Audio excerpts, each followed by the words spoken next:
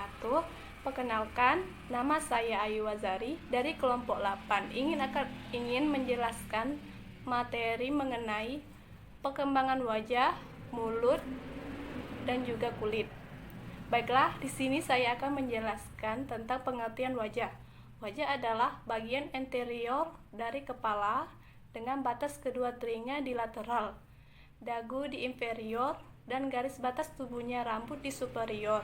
Bagian-bagian yang dianggap mempengaruhi wajah adalah tulang pipi, hidung, rahang atas, rahang bawah, mulut, dagu, mata, dahi, dan supraorbital.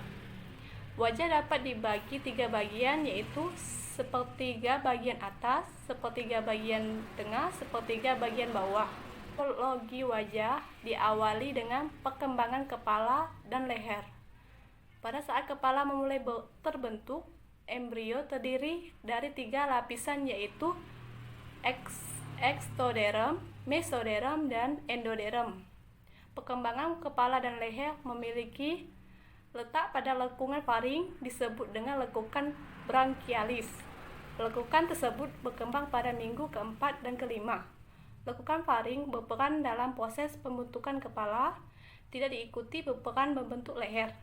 Pada akhir minggu ke-4, lekukan faring mengelilingi bagian pusat wajah yang terbentuk dari stomedium.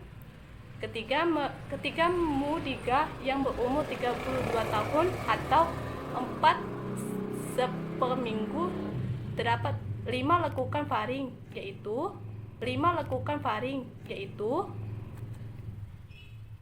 lekukan faring pertama, tonjolan-tonjolan mandibula yang disebut caudal stomedium. Lekukan faring kedua, tonjolan-tonjolan masilia terletak di sebelah lateral stomedium. Lekukan faring ketiga, tonjolan-tonjolan protonasal, suatu tonjolan yang berbentuk bulat di sebelah caudal stomedium. Dan lekukan faring keempat dan kelima, yaitu yang unsur rawannya bersatu membentuk tulang rawan thyroides, cricoidea, coniculata, dan cuneiforma dari faring. Terdapat tonjolan masilia yang akan terus bertambah besar dan ukurannya juga akan tumbuh ke arah medial. Tonjolan hidung medial dan tonjolan masilia akan menghilang karena 2 tonjolan tersebut bersatu. Tonjolan masilia dan tonjolan hidung lateral dipisahkan oleh sebuah alur yang dalam disebut dengan alur nasolakrimal. Ektoderm yang terdapat di alur ini membentuk sebuah tali epitel yang melepaskan diri dari ektoderm di bawahnya. Seperti yang terlihat pada gambar aspek portal wajah. Embrio yang berusia 7 minggu, tonjolan masilia telah bersatu dengan tonjolan medial tulang pipi, merupakan artikulasi dari tulang zygomaticus dan processus zygomaticus dari tulang temporal. Baiklah, saya Ira Wahyudriani akan melanjutkan penjelasan dari Ayu.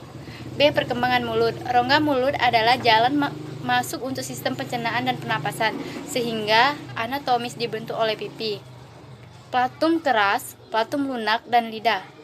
Organ ini merupakan bagian depan dari saluran pencernaan, berfungsi untuk mengambil makanan yang biasanya ditelan bulat-bulat tanpa ada perubahan. Perkembangan mulut. Perkembangan dan pertumbuhan rongga mulut terjadi secara prenatal dan postnatal, yang dimulai dari hari keempat yang akan terus berlanjut sampai dewasa dan mengalami pertumbuhan negatif pada masa penuaan. Rongga mulut terbentang dari bibir dan pipi secara eksternal dan berlanjut ke orofaring. Rongga mulut terdiri dari 2 ruang, yaitu vestibulum oris dan cavum oris. Vestibulum oris merupakan ruang di antara gusi serta gigi dengan bibir dan pipi. Ruang dalam rongga mulut yang dibatasi antara permukaan palatal gigi, lengkungan alveolar, dan mulut, lidah, platum keras hingga platum lunak, disebut cavum oris proprium. Platum membentuk atap mulut, memisahkan rongga mulut. Pada perkembangan embriologi, Plato manusia melalui beberapa tahap yang mencerminkan pembagian ruang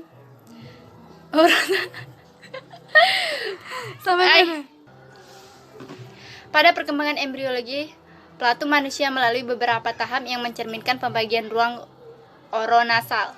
Ada 3 elemen yang membentuk platinum sekunder, yaitu 2 platum selvus rahang atas lateral dan platum primer dari processus frontonasalis. Lidah berasal dari beberapa lengkung brankial. Pada 2/3 anterior, lidah berasal dari lengkung brankial.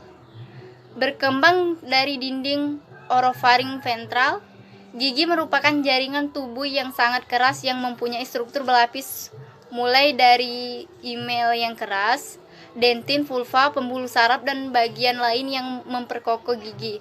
Gigi secara embriologi berasal dari 2 jaringan, yaitu octoderm yang akan membentuk enamel dan mesoderm yang akan membentuk pulpa dan cementum. Erupsi gigi terjadi setelah formasi dan mineralisasi mahkota terbentuk sempurna, tetapi sebelum akar membentuk sempurna. Baiklah, saya Intan Purnamasari akan melanjutkan penjelasan materi dari Ira Wahyutriani. Selanjutnya yaitu perkembangan kulit. Kulit merupakan organ kompleks yang berasal dari ektoderm embrionik yang menyusun epidermis dan mesoderm yang menyusun dermis. Interaksi berbagai sel kulit yang terdapat pada kedua lapisan tersebut berperan penting bagi pertumbuhan, perkembangan struktur, dan fungsi kulit yang normal. Sel kulit yang berasal dari ektoderm adalah keratinosit.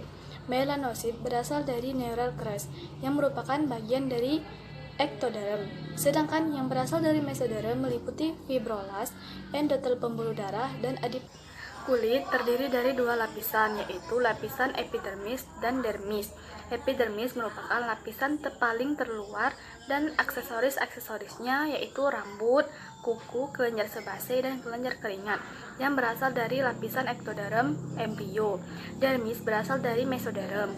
Periode perkembangan identik dengan proses morfogenesis, yaitu pengaktifan berbagai gen dan fungsi kulit yang baru terbentuk. Pada umumnya, lapisan epidermis dan dermis sudah mulai dibentuk sejak masa embrional dan terus mengalami pematangan hingga di luar kandungan. Periode perkembangan kulit dikaitkan dengan perkiraan usia gestasi atau PUG. Penamaan tersebut berdasarkan usia fetus, yaitu fertilisasi terjadi pada hari ke-1. Periode perkembangan kulit dapat dibagi menjadi 3 tahap yang saling tumpang tindih, yaitu spesifikasi, morfogenesis, dan diferensiasi. Tahap spesifikasi atau organogenesis dapat disamakan secara kasar dengan masa embrional 0-60 hari. Tahap morfogenesis atau hipogenesis dengan masa fetal awal 60 hari sampai 5 bulan. Dan tahap diferensiasi atau maturasi dengan masa fetal akhir 5-9 bulan. Tahap spesifikasi berkaitan erat dengan proses bagian ektoderm yang terletak lateral dan cakram saraf menjadi epidermis dan sel mesenkim serta rigi saraf membentuk dermis. Yang kedua yaitu tahap morfogenesis. Tahap morfogenesis adalah suatu proses terbentuknya struktur kulit, termasuk stratifikasi epidermis, pembentukan adnesa kulit, pembagian antara dermis dan subkutis, serta pembentukan vaskular. Yang terakhir yaitu tahap diferensiasi. Tahap ini berkaitan erat dengan proses pematangan berbagai komponen kulit yang telah terbentuk. Masa embrional sendiri dikaitkan dengan waktu saat konsepsi sampai dengan 2 bulan atau terjadi sebelum timbulnya fungsi sumsum tulang. Sedangkan masa fetal dimulai dari 2 bulan sampai dengan kelahiran.